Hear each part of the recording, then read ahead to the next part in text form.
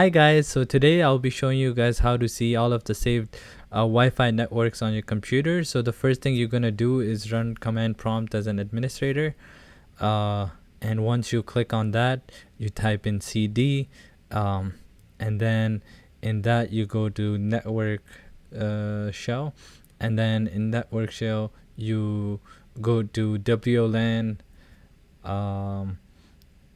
show profiles, and hit enter. So this will give you a list of all the saved networks on my laptop. So I'll just go ahead and put that in a text file, and we use this to see the SSID on our computer. So this will give you a list of all the names on of all the saved Wi-Fi networks on your computer. And now to see the passwords for these, you're gonna type in. So right now, as you guys can see, I'm connected to network VN. That's my network. So suppose I want to see the password for this, I'll just go ahead and show it to you guys. So I'll type in show, no sorry, wlan show profile netvn,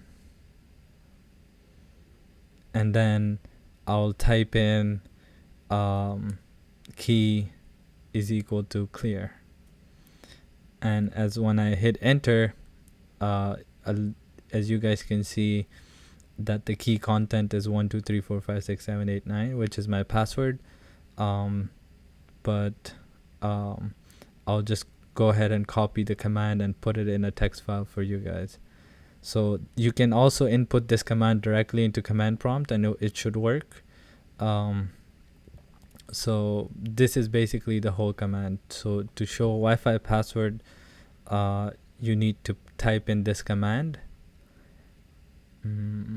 So network show LAN show profile netvn key is equal to clear, and then it should show up.